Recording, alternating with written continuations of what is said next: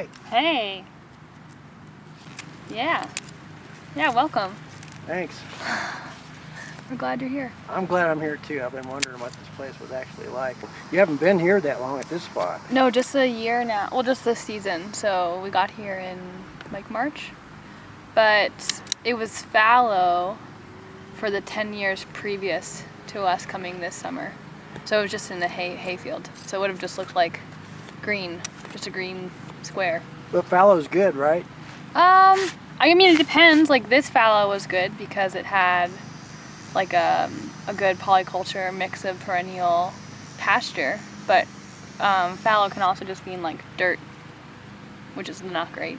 Kind of sterile. Yeah, exactly. Yeah. Right. Like nothing growing, all the soil microbes dying because there's no food from plant life. So it just kind of depends on what fallow you're using.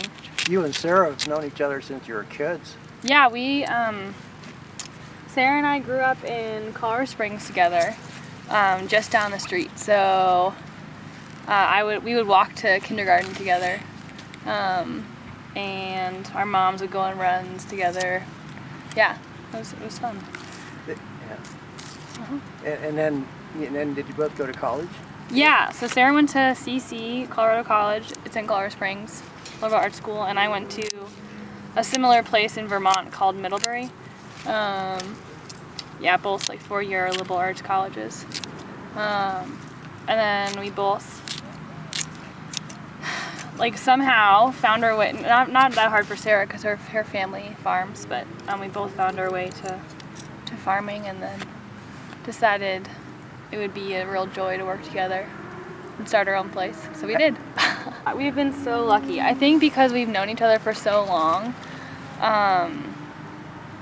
we are able to work together really well and communicate and play off of each other's strengths and weaknesses. Yeah, it's been really fun. Is this your only job? No, in the wintertime, I work at an outdoor store in Colorado Springs. But summertime is all I do. Like Cabela's? No, it's a small independent shop. It's called Mountain Chalet. It's been there for 50 years. It's one of the first small outdoor shops. Yeah, so we sell at a farmer's market in Colorado Springs. That's once a week. And then we have a 40-member CSA. So that means people buy in at the beginning of the season. And then they get a box of vegetables each week. So it's mostly families in Colorado Springs who want to support local farmers and eat better. And then we do a bunch of restaurant orders. So like these leeks I'm cleaning right now are for a restaurant in Colorado Springs.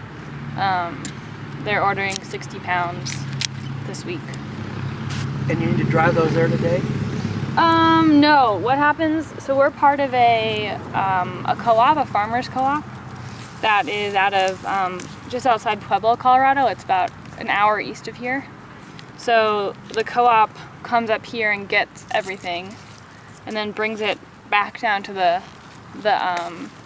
their building, and then they aggregate and deliver to restaurants in Colorado Springs on Fridays. That helps with your overhead. Oh yeah. Yeah, it's great. And because there are a bunch of us, the co-op's able to do it, because they're moving so much produce every week. And yeah, it's a great little organization. Sarah and I are on the board. Yeah, it's fun. It means farmer run and owned. So as members, we own a share of the company, which is cool. Yeah. Yeah, but that's kind of the majority of our business. And we're able to sell most things pretty easily, which is cool. Yeah, that is cool. And, yeah. And you're doing it fairly organically, I suppose. You're not using any kind of pesticides or fertilizers? Exactly. We're non-certified organic, so, and in many cases, I think what we do is better than like large-scale organic farming. They use a lot of pasteurized chicken manure as fertilizer. We try to just do crop rotation and cover cropping as our fertilizing and using compost. So, like, we'll plant a cover in this field this winter of like legumes and wheat to try to renew some of the nitrogen that got taken out by our plants. And then we'll spread some compost that we make here on the farm from this kind of stuff, crop waste. So you don't approve of using any kind of manure for fertilizer? I think it's different. Like Sarah has goats that she milks. That's the milk we drink, and we use their manure in our compost. I think it's different when you're taking manure from huge operations with thousands of chickens, and then pasteurizing it to get all the funk out, and then putting that on your field. That feels different to me than like using the manure from our 6 goats. And they're eating organic feed. So that feels a little bit different. When you dance, you can get the funk out, though. Yeah, right?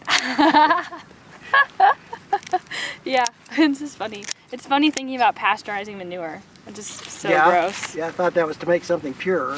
Right? Yeah. It's kind of weird. I don't know. I mean, I'm glad I don't do that. Does that have something to do with being a certified organic? Yeah. So this is like earth. I worked on a ranch that was right next to an earthbound field. So this is like the organic like microgreens, cut greens you can get in the grocery store, or broccoli. They do a lot of that in California. And grasshopper. Because they are just doing broccoli after broccoli after broccoli after broccoli, and they don't have any break in their season, they have to renew the soil in some way. And the cheapest way to do that is just piling on this chicken manure. And it's gross. Like when they spray it, don't want to be near there. Yeah, that's Lily Bell and sugar and Orabelle and butterscotch and blackberry and cinnamon bun. Cinnamon bun? Cinnamon bun is the craziest goat. Are they going to hurt me with their horns? Only if you're in the wrong place at the wrong time. I don't know where that place is or time. Well, you don't have to have an appendix to get speared, so. Oh, I'm clear. I wonder if goats and have cocoa bean. Did goats have an appendix too? I don't know. Cinnamon bun, what do you say about it all? Now, these goats... Cinnamon bun wants to be a film star. Why do you have goats, Sarah Hamilton? Just for fun. Just for fun? Surely they serve a purpose here on the New Roots farm. They make some milk and they eat a lot of weeds and vegetable scraps. But and they're cute. How do you keep them from eating your crops? Well, they just stay in here and then they go in the pasture and hopefully not into the actual field until we want them to at the end of the season. Hopefully. They can eat the extras. Right, Dakota? Oh, hi, Butterscotchy. How many goats did you start with? I started with 3 pregnant goats after college, and then I had like 14 at one time, and now I'm back to 7.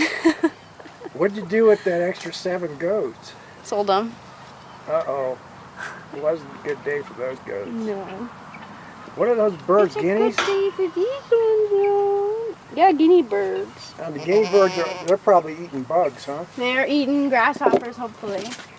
We got them last year because the grasshoppers were really bad in Pueblo.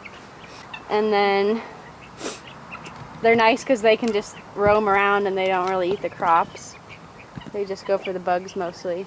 But also they are very undomesticated and they know no bounds, so if they get out of the fence, they will be in the street. We have chased them out of the street before. And they're really loud. Oh. Bugs. Yeah. Is that your only form of pest control? Yeah, them and the chickens, and then actually recently we vacuumed a bunch of bugs off of our kale plants. So that was fun with a shop vac. And we squish a lot of them. And we use a few organic pest control, like sprays and stuff, but not very often. What are those? Mostly just... What, you like lemon juice and eucalyptus or what? We use this stuff called Surround, which is actually just clay, and you can spray it on some plants, and it just deters the bugs from eating them. We'll use diatomaceous earth occasionally, but those are pretty much the only 2 products that we buy. Other than that, we just rely on the birds and ourselves. No Roundup at all, huh? No Roundup at all. No Roundup, no DDT. Nope. It's tempting sometimes. You know, My baby, when I am a man, and others have showed me the best that they can. They'll sell me a suit and cut off my hair and send me to work in tall buildings. So it's goodbye to the sunshine and it's goodbye to the dew. Goodbye to the flowers and goodbye to you. I'm on to the subway, I must not be late. I'm going to work in tall buildings. Yeah, it's there's a bunch of trails in Canon City.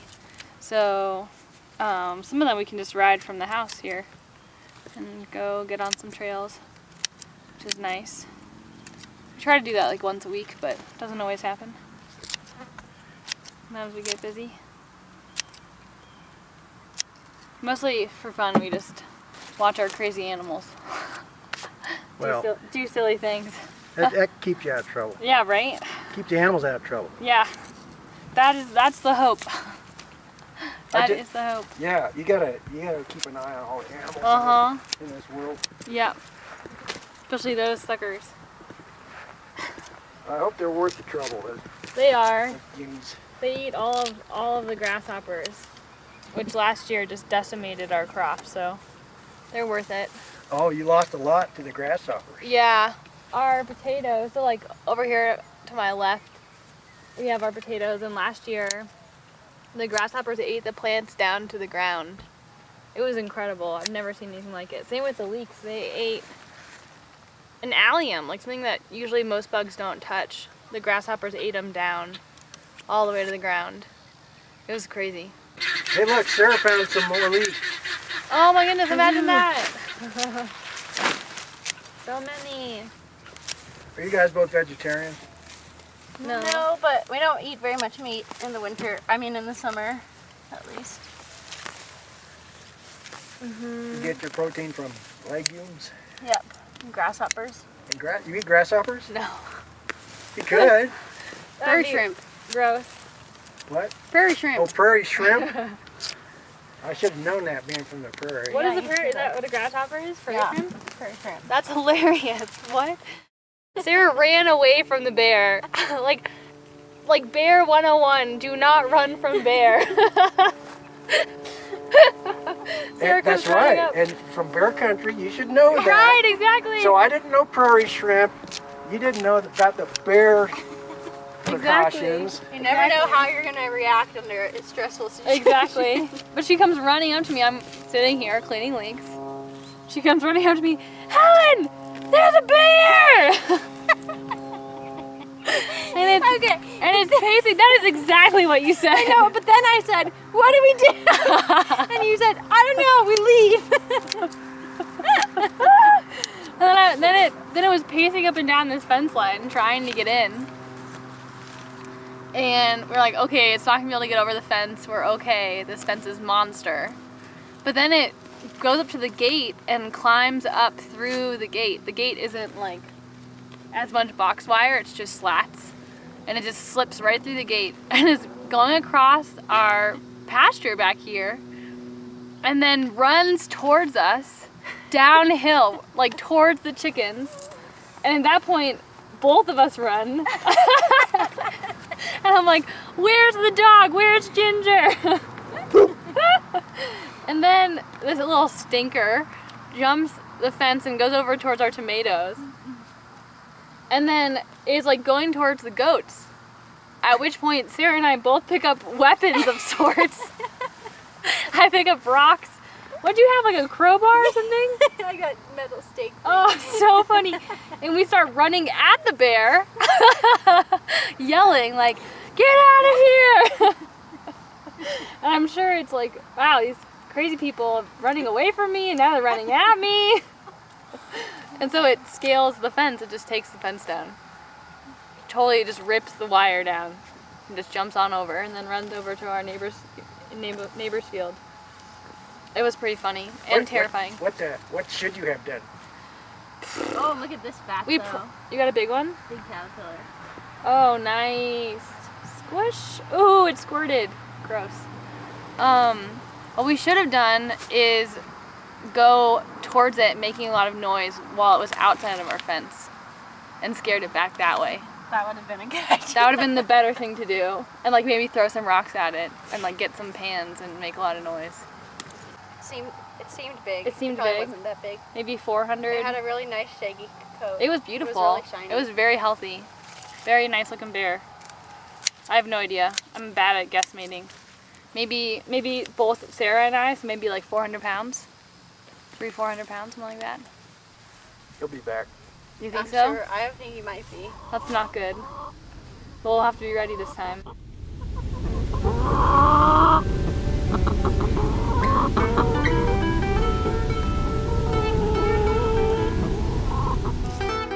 Harvest cart. We're going to harvest some squash. Squish squash.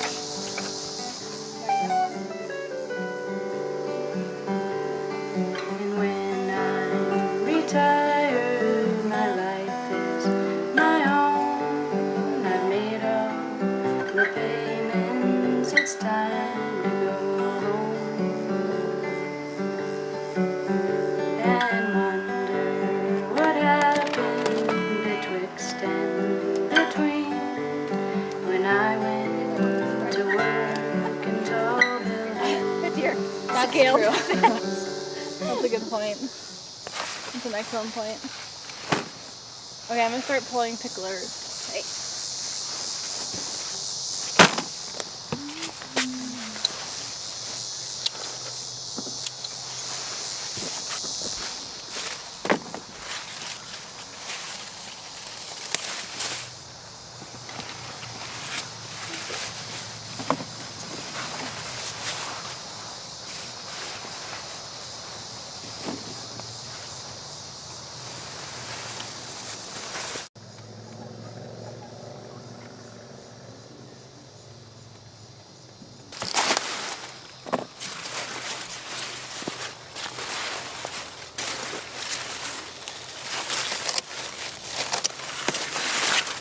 Whoops.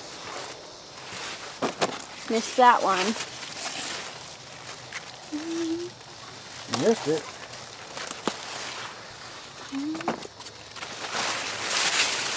Is it just too big? Yeah. Why is that too big? Because it just doesn't, it's not as good. What's the ideal zucchini size? Like this one. Is it texture, taste, or what? Both. Like seediness, and it's less seedy and less tough. And easier to chop up.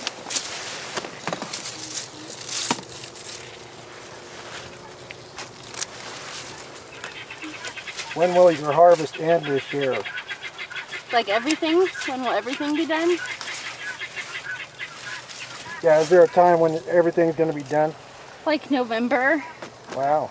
The end of October is when the market season will end, and then we'll just have to like finish cleaning up and harvest the popcorn and whatever else is still good. And then we'll be done for the winter.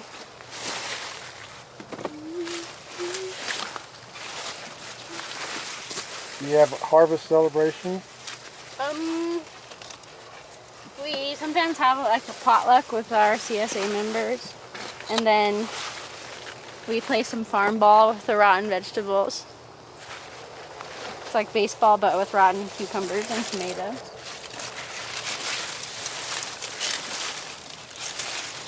And that pretty much wraps it up. And then we go try to find a way to make money all winter. Have any ideas yet? Not really. Last winter I substitute taught, so I'll probably do some of that again. But it's not really full time or very lucrative. That's a hard job. Or that much fun. It's really hard. Yeah. It's more exhausting than doing this all day. They all hate you and play tricks on you. Yep.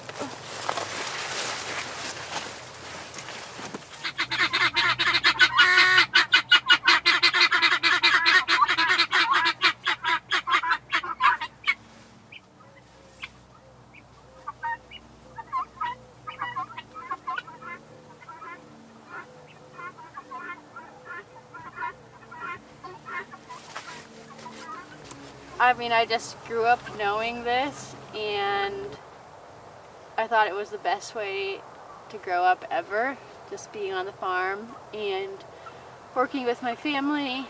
And so it was something that I wanted to continue doing because I loved being outside all the time and working hard and growing my own food and the community that growing and working together and sharing food creates. And so then when I was ready to start my own business, of course my parents had all of their expertise and wisdom to share, which has been invaluable, and we couldn't have done it without their experiences and help. And then also being able to use like all of their tractors and equipment and tools has been really helpful.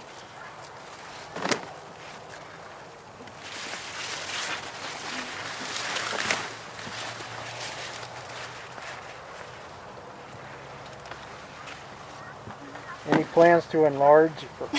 No.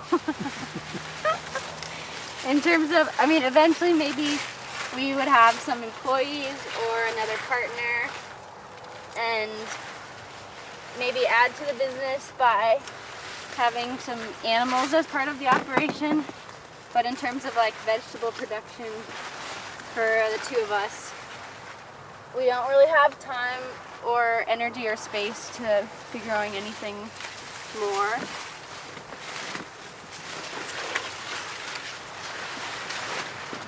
Well, your mom could put some hemp in that field back there. Be good. That would be cool. I don't think my dad would enjoy his pasture being plowed up to grow hemp, though. He'd rather have hay than hemp, I huh? think so.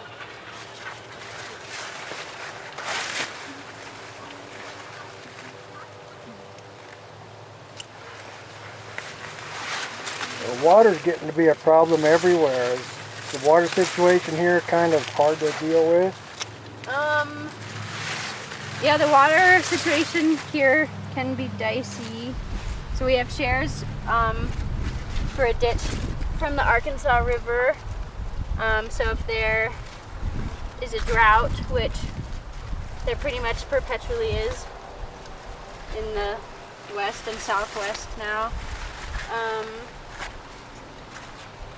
we could have our water reduced, or we could go on river call. So we would, right now we have water 2 days a week, and if river call happens, which it had just gotten implemented right like 2 weeks ago, right before it really started to rain a lot.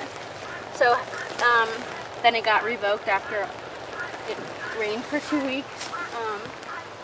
But if river call is in effect, then we'll get water 1 day a week, and then if it got really dry, it would be even less than that, as they had to shut down ditches to keep some water in the river, and then the water would go to the users with more senior rights. So it just depends year to year on the snowpack and the amount of rain that we get, if we're gonna have good water. Yeah, it's kind of touch and go this year. I think if it keeps raining, we'll be okay. But if it gets really dry again, then there's definitely the possibility of going back on to river call. So then we would have just 1 day to water all of our crops, which would be difficult. Because people in Canon City really need to water their lawns. So we have to take second priority to having green grass.